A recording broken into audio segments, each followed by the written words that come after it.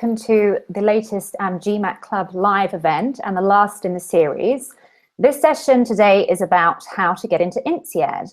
My name is Caroline Diarte-Edwards. I was Director of Admissions at INSEAD from 2005 until 2012. I also did the MBA program myself at the school in 2003. And I'm joined here by Cassandra Pittman. So Cassandra and I worked together at INSEAD. Before joining INSEAD, she worked in LBS admissions, and when she left INSEAD, she went to do her MBA at Columbia Business School. So very well qualified to talk about applying to business school.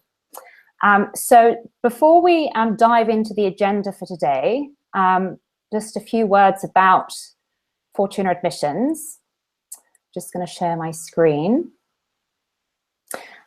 So Cassandra and I work for a firm called Fortuna Admissions. So Fortuna is a team of people who've worked at a range of top schools. So we cover most of the top US schools and the international schools as well. Fortuna was started 5 years ago, and we set up the firm really with the aim of bringing together a team of people who can offer a deeper level of insight and advice than is otherwise available in the market. We'd be very happy to talk to you about your own profile, so please do contact us after the session. You can sign up for a free consultation on our website or shoot us an email at info@fortunaadmissions.com. So discussion points for today. So Cassandra and I will talk through some of the key points about getting into INSEAD. And feel free to type in your questions at any time. I believe that in the chat function on YouTube, you can enter your questions, so we'll get to those at the end of the session. But first of all, we're going to talk about why you might consider applying to business school and INSEAD specifically. So how is INSEAD different from the other MBA programs? We'll talk about what INSEAD specifically is looking for. And then we'll talk about, how that process works. So how you apply and then what happens behind the scenes.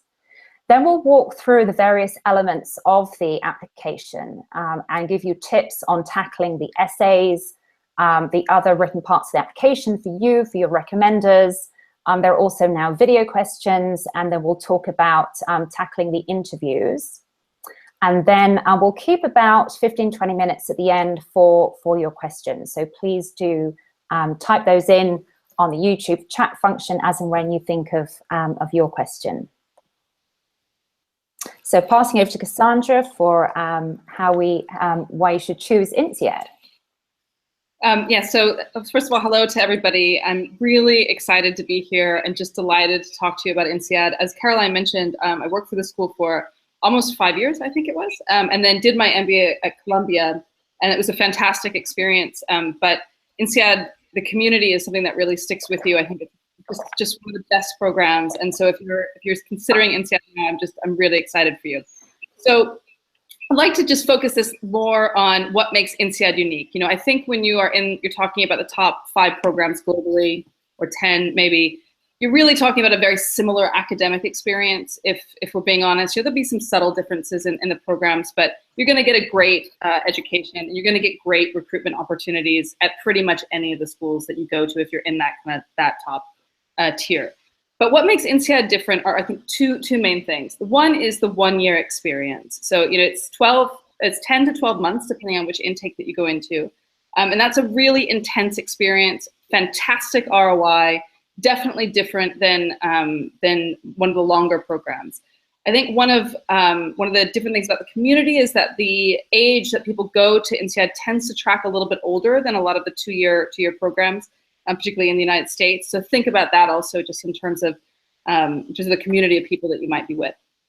But the second is really the international diversity and the exposure that you get. I mean, INSEAD is not just the most international business school in the world. It is by far the most international business school in the world. So in a typical class of 1,000 people, you wouldn't tend to have any one nationality that would make up more than 10 to 15% of the class. So you really are just learning with and from people from all over the world. And this brings a texture to the cases that you're doing and the different projects that you're doing that really no other school can match.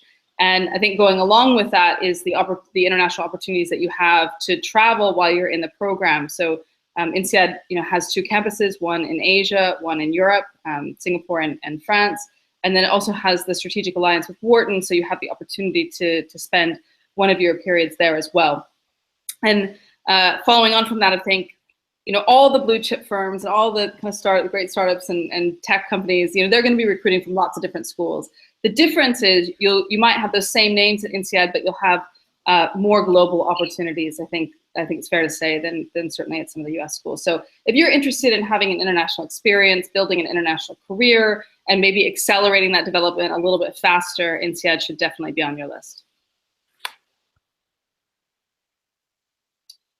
So if INSEAD is on your list, let me talk to you about what they're looking for. So INSEAD, they're pretty transparent. I think actually of all the schools that I know of, they're one of the most transparent in terms of what they look for and how they evaluate applications. So they have 4 criteria, and as they look through applications, each one of these criteria carries about equal weight.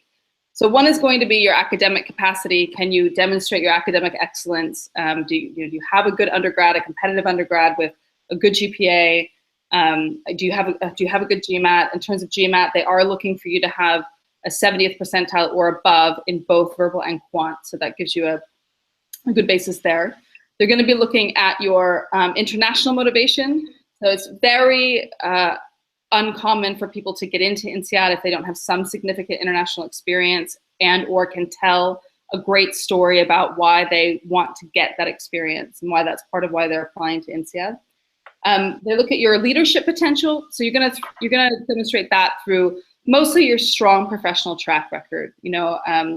Have you been identified as a high potential? Have you seized on opportunities? Have you developed quickly in the number of years that you've been working? And then finally, as kind of a catch-all for everything else, they have what they call their INSEAD fit, or your ability to contribute. And this is really, do they think that you would be somebody who goes into the community, fits well into the community, contributes a lot, maybe get involved in different clubs, or whatever it might be. When you graduate, are you going to be an active and engaged alum of the school? Those are the things that they're looking for, and they'll be looking for you to show examples of how you've been engaged in other things in your life in order to demonstrate that you have the capacity and the likelihood to do that. Great, thank you, Cassandra. So I'm going to talk now about how the INSEAD application process works overall.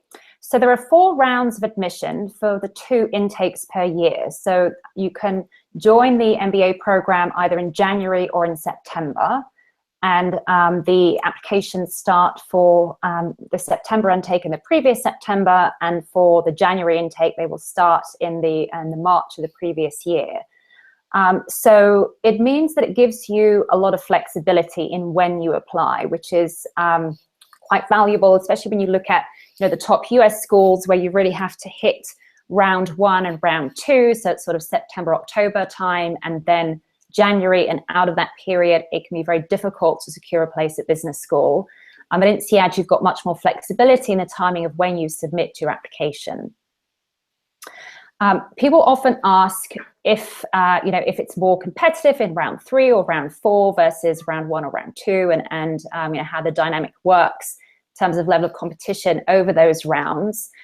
The school does try very hard to keep the level of competition equal across the rounds, because they do want to be taking the best of the entire pool and not just the best of round 1 and round 2. The level of competition is relatively equal. Having said that, if you have a common profile, you really should be looking to apply in round 1, 2, and 3 rather than round 4. Regardless of your profile, though, just apply when it's the right time for you and when you're well prepared.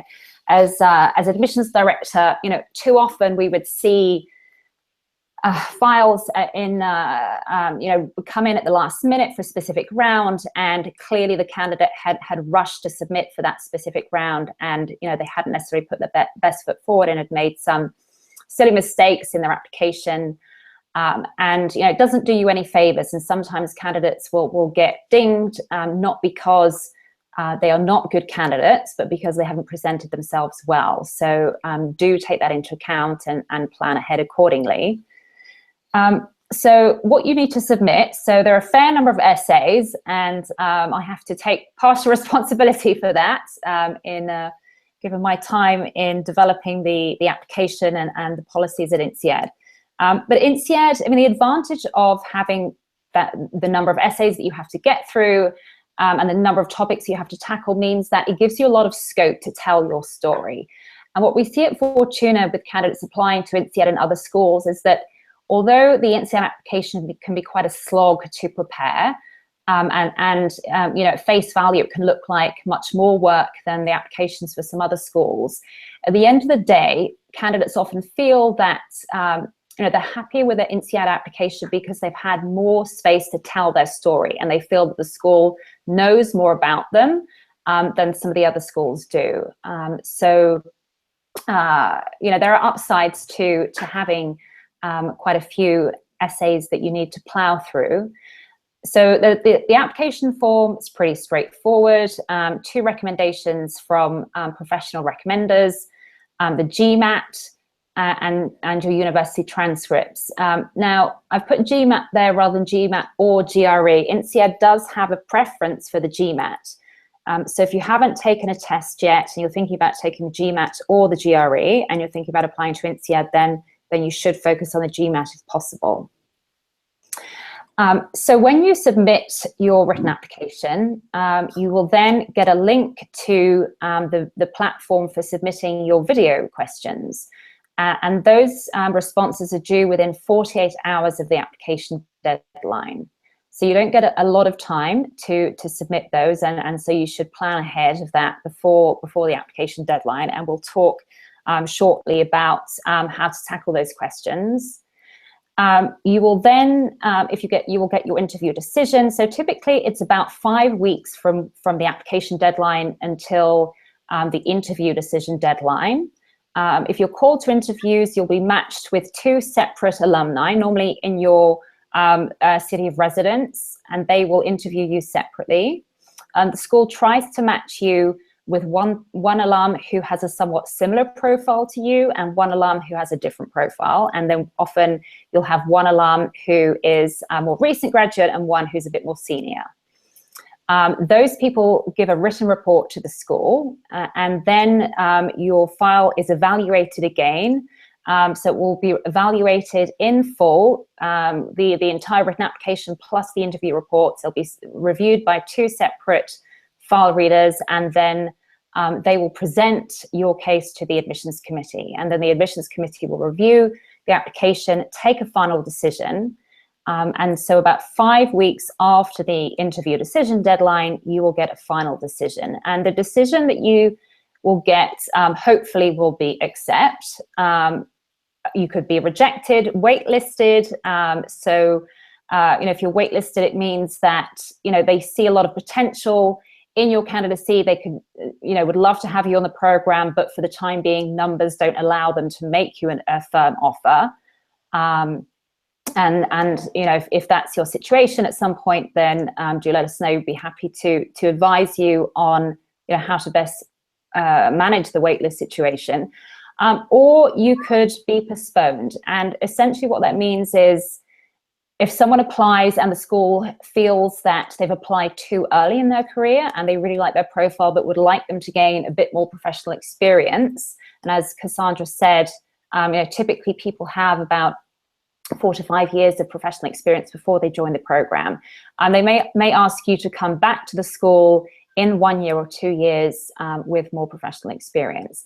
They may, another option here, they may ask you to get some more international experience. They might really like your profile, but want you to first of all get some more international exposure before coming to INSEAD. So that's also a possible option that's in terms of decisions that you might get from the admissions committee. So we want to give you a little bit of guidance on, you know, as Caroline mentioned, there are a lot of questions on the INSEAD application, and about half of them have to do with your job. So, you know, we want to talk with you a little bit about how to best present your work experience and your career history and your career goals. I think the most important aspect of this, and this is going to kind of probably come up again and again in different things that we talk about, but is that it's not enough to tell the committee what you have done. You really have to show them what you have done. And you do that by providing examples. So quantify where you can, demonstrate impact. I'm always asking my clients to answer, how was this team different because you were a part of it? How is the company different because you were there, or the role different because you were the one that has it? And you have to really give concrete examples so that they can see that, not just list out your responsibilities, but really describe your impact. And then the other thing that I think is really important is to highlight any management or leadership experience that you have. And a lot of times I'll have clients come to me and say, well, I don't manage people, I don't lead a team. Think about times that you have maybe indirectly managed people or taken on a mentorship role for anybody in any kind of role, just to show that you have that leadership capability that the school is looking for. In terms of your career goals, it's really important to balance the realistic with the ambitious. So obviously, the school wants to make sure that you can get a job. So if I had, if I've been writing an application and I said, I'd like to transition from, working in higher education to being a VP at McKinsey or partner at McKinsey straight away, that wouldn't be realistic. That's not a realistic transition to have made. So you have to think about what's a stretch for me. So much a stretch that I need this MBA in order to achieve it, but not so much of a stretch that it's not going to be impossible. So showing some flexibility and some self-awareness there. And I think also having a vision for your long term. So if you can help the committee understand why you want to do what you want to do long term, not just that you want to do it, where those passions come from, that enables whoever's reading your application to really connect with you and be inspired by your story and your vision. So then moving on to the motivation essays. So the first one is the candidate description essay.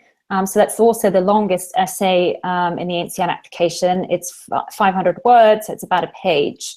Now, this is a great opportunity to give some context to who you are.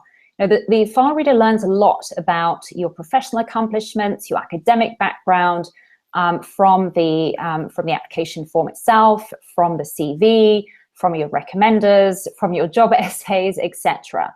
So this is a great opportunity to tell more of your personal story, and that will help to bring to life your application overall. And when this is well done, it's often the most interesting part of the application. So I think this essay is very important.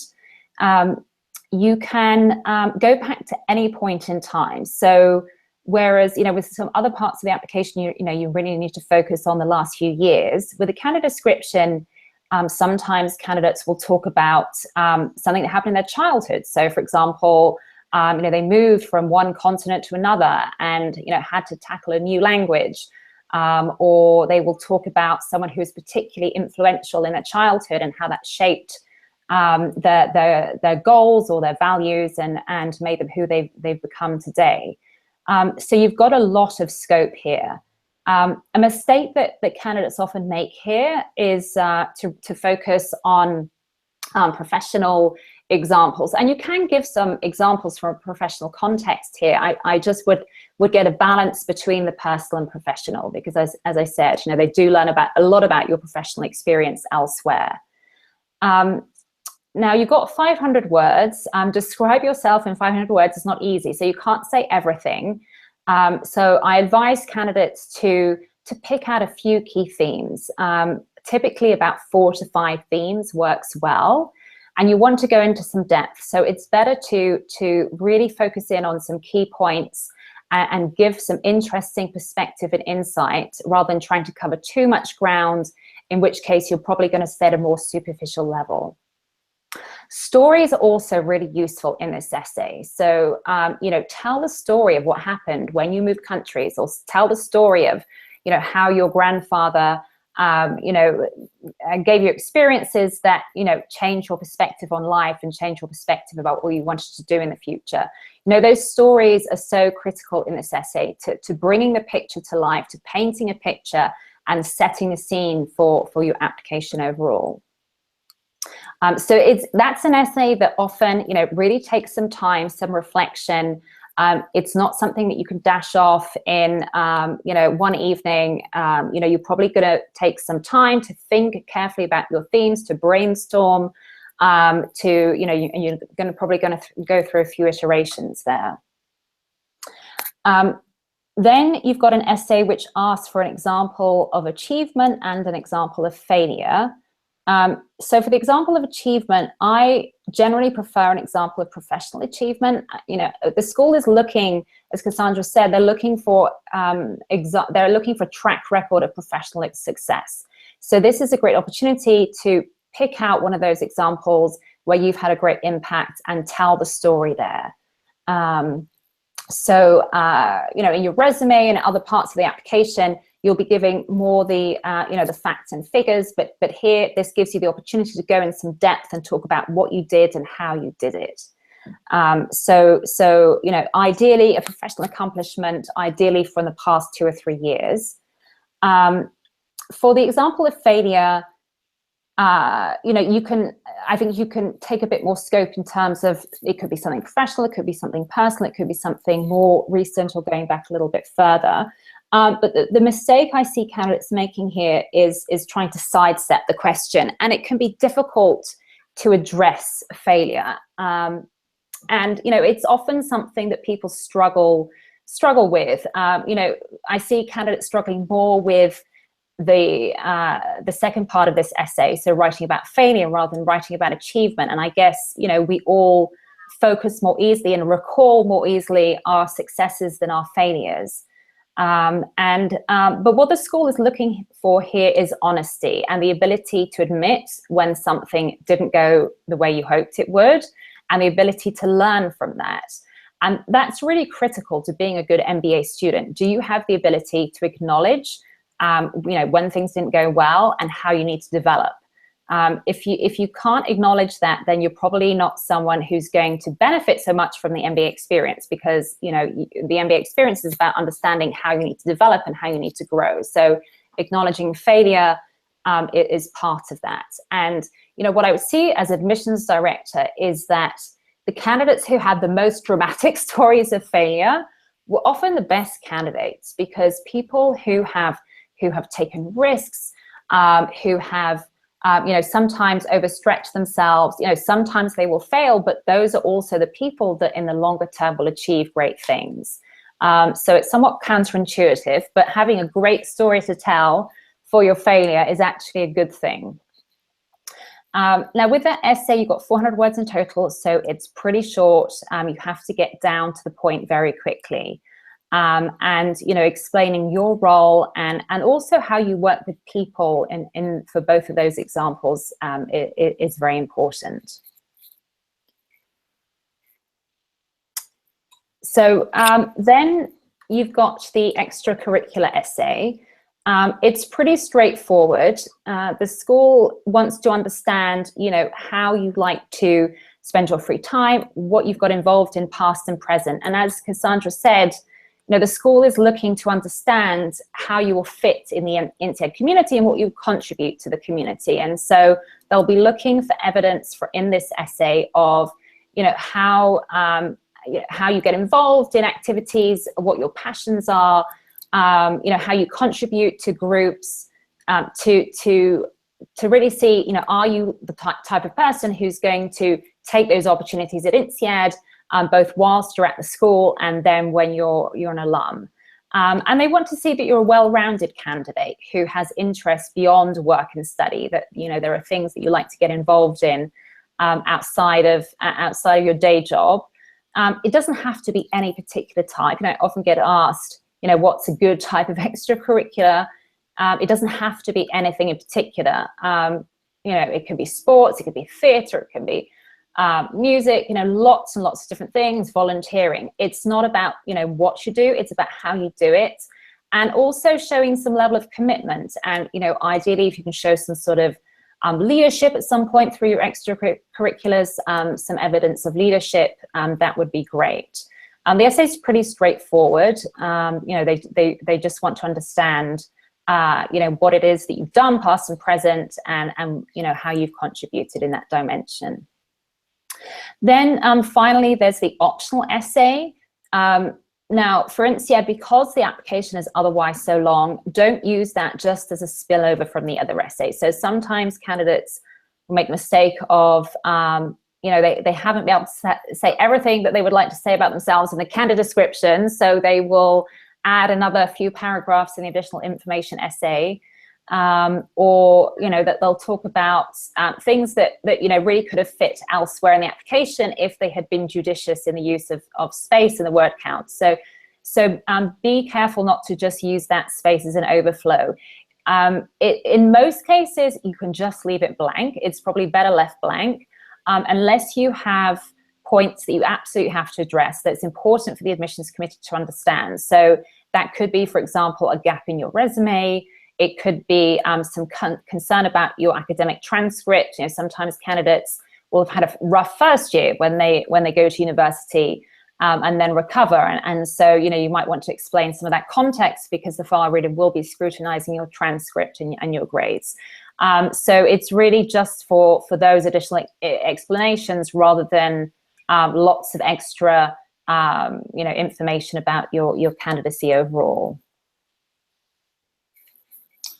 Yeah, so when it comes to recommendations, it's interesting. I sometimes am asked, and have been for, since I was involved in this industry, what's the most common mistake you see people making? And I think that probably the most common mistake is that people don't invest enough time briefing the recommenders, or they just kind of let the process happen. And now in my work with Fortuna, if I ever have a client that has come to us because they were rejected, they've tried once, maybe in the year prior, and were rejected from the schools they've applied to, my first question is usually, can I see the recommendations? Or how much time did you spend with your recommenders? And almost all the time the answer would be, oh no, I just asked them if they'd write me a recommendation. So I think the first point I want to make is that is not enough. You really have to talk with your recommenders, or give them some information about why you're applying to the schools that you're applying to. Help them identify examples that would be appropriate and best highlight the skills that are important for that school. So, for example, for INSEAD, it's really good if you're if somebody writing a recommendation can talk about how great you are interacting with people from different cultures, and give examples of that. The second point I want to make here, and this goes along with what I said with the career essays, but that it's not enough to say what you have to, or to say just what you've done. You have to show them what you've done by having examples of the impact that you've made. So they're going to want to see not just that this person's very bright and hardworking, but how has your being bright and hardworking impacted your role with, and how they've seen you. I think also people are often really tempted to just have somebody who's the most senior they can get write their application. And of course, if you intimately know, the CEO of your company, and you've worked really closely with them, then they should be writing your application. But if you don't, you should get somebody who knows you better and has seen your day-to-day work and interacted with you, so they have a bit more texture to write about. And then I think sort of the final point there is, make sure that it's believable. The recommenders will be asked to describe a weakness or a point of improvement. And just as Caroline was saying with your failure, it needs to be a real weakness, something that you really have worked to overcome. And if it just reads like a fan letter, it doesn't matter what great things they're saying, it's not really believable. And finally, moving on to your, or at least last part of your written application, your resume and biodata forms. So I think that we've covered quite a bit of this. Again, it's highlighting actions and accomplishments, not just responsibilities, talking about the impact you've made, quantifying what you can do. I'd also say, don't just, quantifying your accomplishments rather than just stating them. So just how much did you increase sales? Just how much did you reduce costs? Things like that. Don't just fill this out, in an hour waiting for the last minute. This is something you're going to want to make sure that you get your resume and you get your biodata forms incorrectly with no jargon, and really succinct and to the point, no typos. Definitely make sure that you have somebody proofread this, preferably 2 people proofread it. If English is not your first language for whatever reason, you're definitely going to make sure that you get it proofreaded by 1 or 2 people for whom English is their first language. And I think that covers this section. So the video questions, you'll receive a link to the video platform when you submit your application, and then you have 48 hours to submit your responses. So when you get that link, go into the platform, you can practice the questions, and I would encourage you to practice that as much as you can before you record your responses. So with this exercise, you'll get 4 randomly generated questions, and there's quite a database of questions in there. So you can't predict what question you're going to get. You'll get 45 seconds to prepare your response and 60 seconds to deliver your response, and it will record for just 60 seconds, so it will cut you off even if you haven't completed your response. So the tricky thing about this exercise is that time management is key. 45 seconds to prepare your response is not very long, and a lot of people struggle to deliver a response, especially with some of the questions can be quite complex, in just 1 minute. I would advise you to think about a structure where you aim to hit 3 key points. It's difficult to cover more than 3 points in 60 seconds, so that can be useful structure for some people in planning how to manage their responses here. And I would also advise you to aim to wrap up within 50 seconds, because the risk is, if you're aiming to wrap up after 60 seconds, you might run over a little bit, and that's a shame, because it will cut off the recording, so the file reader won't see the final part of your response. So what the school is looking to do here is to observe you directly. Otherwise, the admissions committee and the admissions team don't get an opportunity normally to meet with you or to speak with you directly. The interviews are conducted by alumni, and so otherwise your contact with the admissions team is basically through the written word in general. So this is a great opportunity for the file reader to observe you, and what they're looking for is they'll be looking at your communication skills, your presentation skills, and your ability to think on your feet. And remember that it's a spontaneous exercise. So most people come out of this exercise thinking, well, I got one of those questions, I perfectly, but the other one I'm not sure, and I could have done it a little bit better. That's quite normal.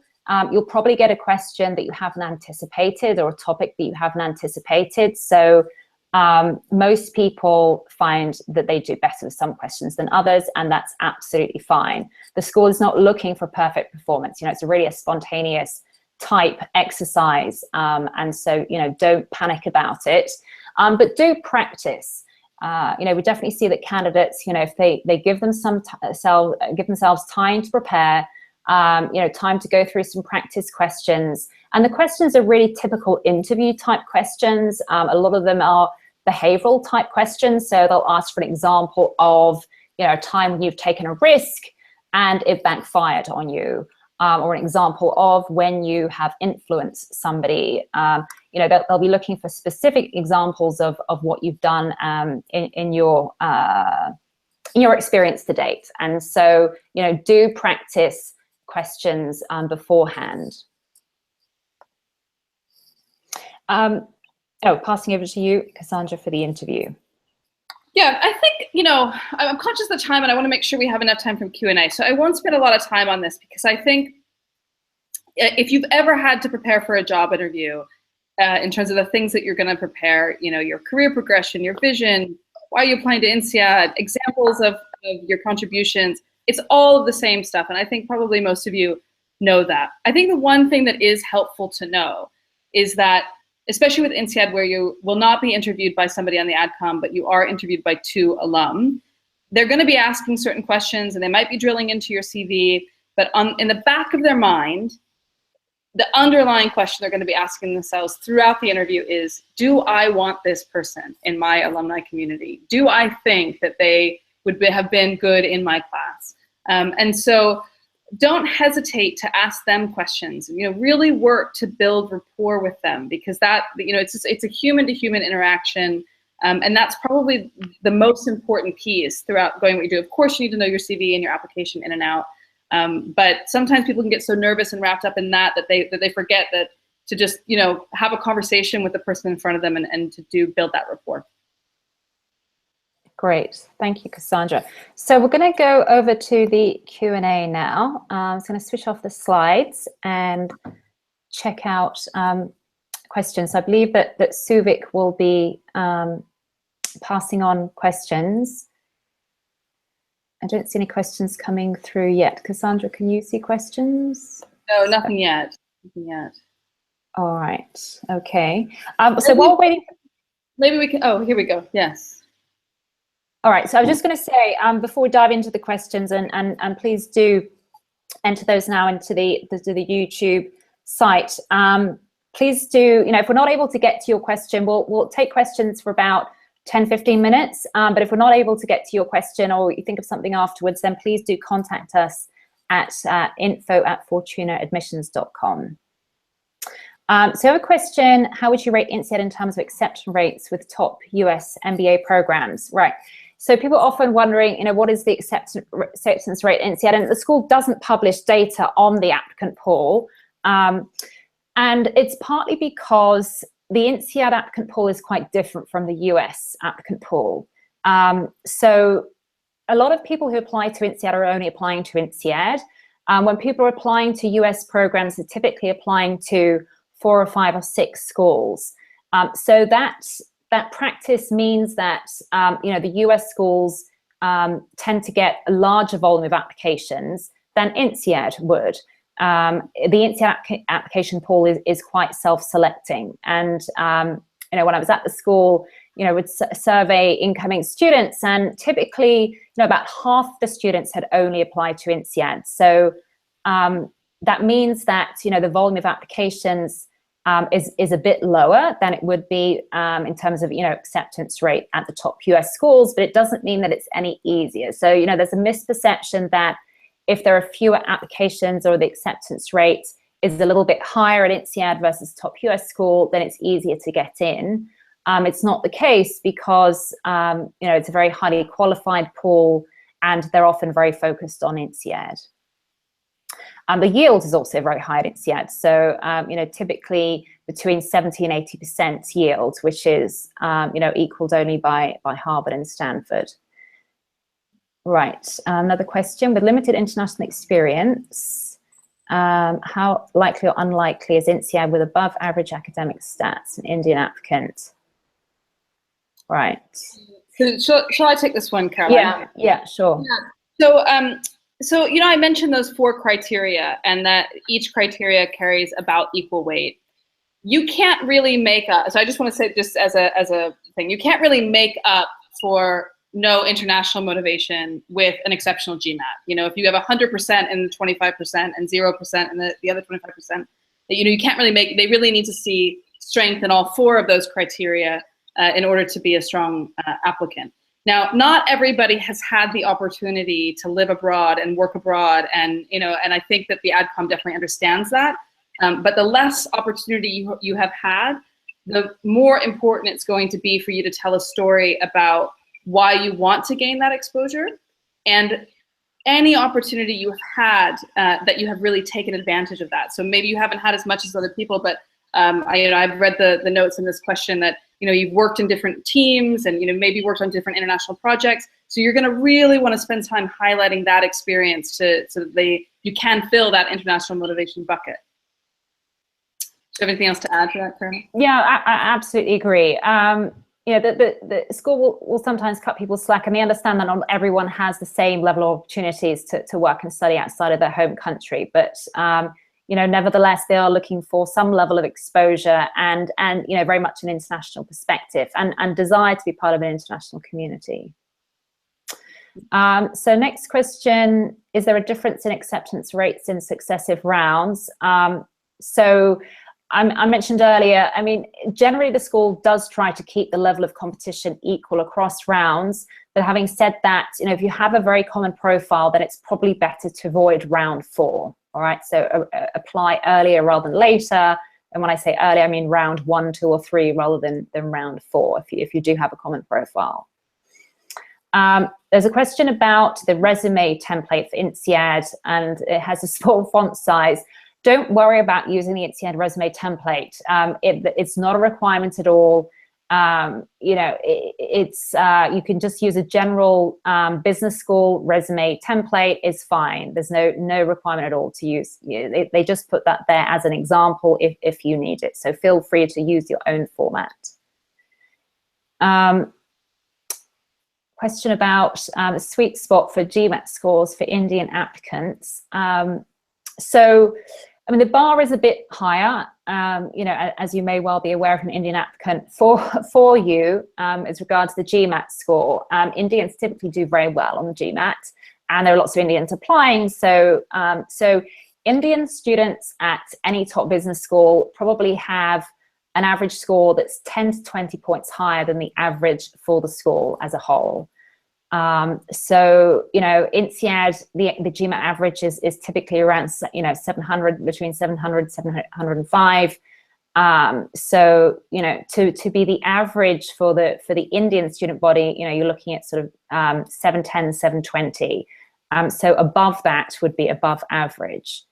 But also just don't focus exclusively on GMAT, because that's really rarely a differentiator for INSEAD applicants. Mm-hmm. All right. Just reading through do you want me to read them out? Shall I read them out? Sure. Yeah. Sure. Yeah. Do you want to read the next one? Yeah, so from a US applicant, they say their post-MBA goal is to work in a mostly English-speaking country in Europe, Belgium, Netherlands, Denmark, maybe. How likely is employment opportunities, and how can I differentiate myself if I've not worked beyond the US? Right. So, yeah, I mean, one of the first things is the landscape in Europe is changing now. So, post-Brexit, we're already seeing roles from, particularly in the finance sector, already moving to Europe. So Morgan Stanley has decided to move to Frankfurt. I think HSBC is moving to Amsterdam. One of the other big banks is moving to Dublin. Don't hold me on the HSBC, but I do know Morgan Stanley is moving a ton of roles to Germany. So, in a couple of years, they could it could be an even different landscape. But I would say that it's hard to comment, I don't know, Caroline, on the employment opportunities without kind of knowing a bit more about what they want to do in those particular countries. I mean, there certainly will be job offers in those countries, but. Yes, yeah, it will vary by industry. There's certainly uncertainty, as Cassandra said, with sort of changing landscape at the moment. So, I think you need to be flexible. As Cassandra also said earlier, INSEAD is a great international platform for recruitment. So whereas, some of the top firms come to recruit at the top US schools for their US offices, they'll be coming to INSEAD to recruit for multiple offices around the world. So the good thing is that, INSEAD is not dependent on a single market for recruitment. It's got, fantastic relationships with recruiters around the world. So, if recruitment goes down a bit in London, there will be a lot of opportunities elsewhere. So, I think in an uncertain world, INSEAD is a great opportunity, if you're looking to hedge your bets and balance risk. And the second part of the question was about, international experience. They are looking for some international experience or international exposure through your work. At the very minimum, having worked in a very international organization, international clients, etc. So if you haven't got, especially if you're coming from the US, where, it may be easier for someone coming from the US than someone coming from India, for example, to get international experience, then it might be worth thinking about getting that before you apply to INSEAD. Next question is, how do you proxy internship to test out a post-MBA sector? Right. Well, so I mean, the INSEAD. So with INSEAD, you can do an internship if you do the January entry class. So most of the students for the January entry will do an internship. If you start in September, there's no break for an internship. So keep that in mind if you're looking to the internship to make a career change, although it's not essential. So in fact, when the school looks at the career stats, people are making the same level of career change with a January entry as with a September entry. So the internship is definitely helpful to many people, but it's not absolutely essential to make a career change by any means. But it's a great opportunity to get exposure, to try something out, and to build a relationship with a potential future employer. So I myself did the January entry, and I did an internship over the summer, and I was looking to build my experience in Asia, as I'd only worked in Europe, and I was looking to work in Asia when I graduated. And so using the internship to get that geographical experience was really useful to me personally, and can be an excellent opportunity to expand your CV in advance of applying for post-MBA jobs. I think just as a proxy, if I could just weigh in on that as well, if you are looking at the September intake, I did the J term at Columbia, which doesn't include an internship either. And I did a complete career change after I graduated. So as Caroline said, it is possible, but one of the things that I was sure to do was take as many classes and get involved in as many clubs as I could that gave me a chance to work directly with companies or to do projects for companies. So I was able to get some of that experience beyond the classroom, especially since I knew I didn't have the internship opportunity. Yeah. Okay. So next question, sorry, is how far is it okay? Basically, how far back? If you have an extracurricular from like you're 8 years old, or you did it from 8 to 20, and you're now 28, should you list it?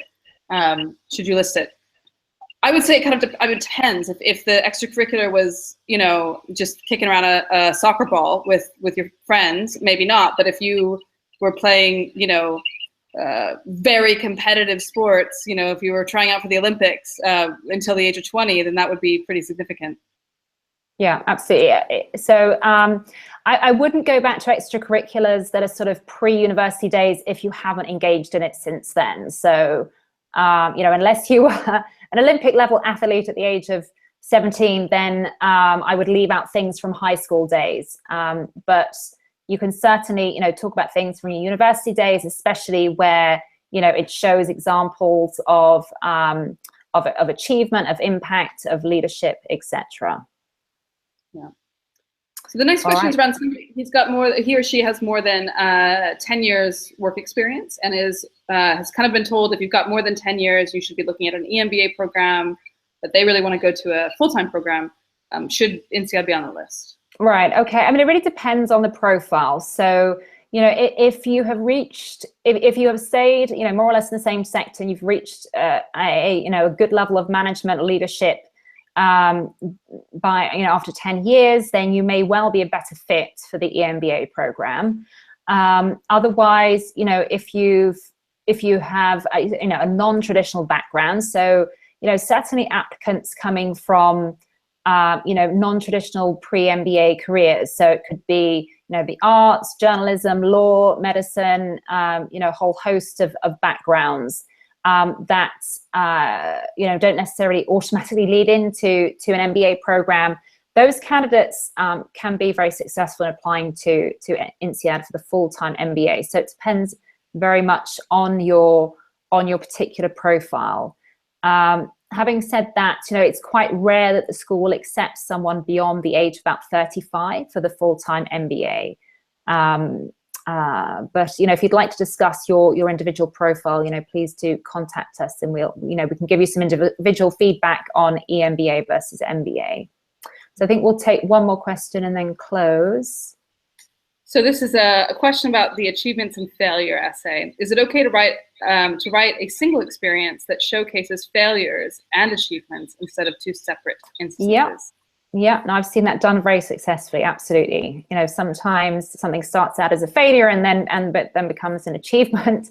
But just be careful that sometimes the risk with doing that is that sort of glossing over the failure part and focusing on the achievement. So just make sure that you do give an honest assessment and address clearly the failure part, rather than just, looking to focus on how you turn things around. Okay, thank you so much, everyone, for joining us today. This has been a lot of fun. I really appreciate your questions and engagement. And, if you've missed any of the session, then you will be able to view the session on YouTube. So as soon as we close, the recording will be up on YouTube. As I said, please do contact us at Fortuna. You can fill out a free consultation form on our website or email us at info@fortunaadmissions.com, and we'd be very happy to discuss your personal plans with you. Thank you very much, everybody, and have a good day. Thank you.